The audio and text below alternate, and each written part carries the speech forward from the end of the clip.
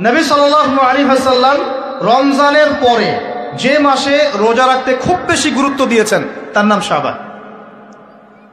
আয়েশা রাদিয়াল্লাহু আনহা তিনি বলতেন যে শাবান মাস আসলে নবী সাল্লাল্লাহু আলাইহি ওয়াসাল্লাম এত বেশি বেশি রোজা রাখতেন যে মনে হতো তিনি রোজা ছাড়বেনই না, সারা মাস রেখে ফেলবেন। বেশি থেকে বেশি রোজা রাখতেন শাবান মাসে। প্রশ্ন হচ্ছে কেন?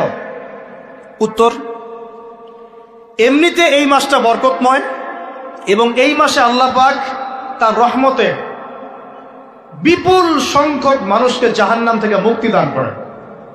সুবহানাল্লাহ।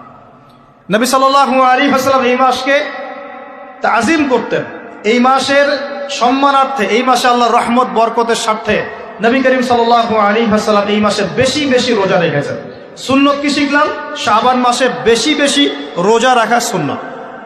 একটা কি পেলাম ভাই? শাবান মাসে বেশি বেশি রোজা রাখা সুন্নত। আপনি যদি মুকিম হন, শরীর সুস্থ থাকে, মুসাফির না, আপনার সুস্থতা আছে, সব ঠিক আছে, আপনি চেষ্টা করবেন এই মাসে বেশি বেশি রোজা রাখার। পারা যাবে ইনশাল্লাহ। এটা নবীর সুন্নত হবে। আরেকটা হাদিস মাথায় নিয়ে নেন, আজকে সারা ওয়াজ ভুলে গেলে এই ওয়াজটা বলেন না। কি হাদিস?